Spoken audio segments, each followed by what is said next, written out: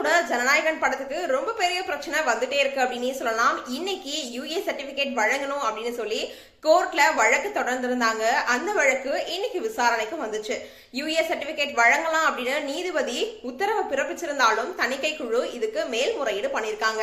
இந்த ஒரு விசாரணையும் இன்னைக்கு மதியானம் வருது அப்படின்னே சொல்லலாம். இன்னைக்கு ரிலீஸ் ஆக இருந்த ஜனநாயகன் படம் தள்ளி போகுது அப்படின்னு ஏற்கனவே ப்ரொடக்ஷன் கம்பெனியும் அனௌன்ஸ்மெண்ட் பண்ணிட்டாங்க.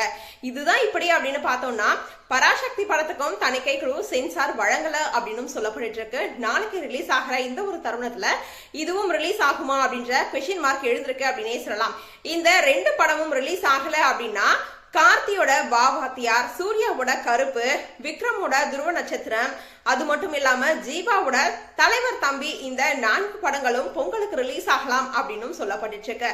ஏன்னா விஜய் மாதிரியான படங்கள் ரிலீஸ் ஆகும்போது மீதி படம்லாம் ரொம்பவே பின்தங்கும் அப்படின்றதுனால பொங்கலுக்கு ரிலீஸ் பண்ண வேண்டாம் அப்படின்னு இருந்தாங்க.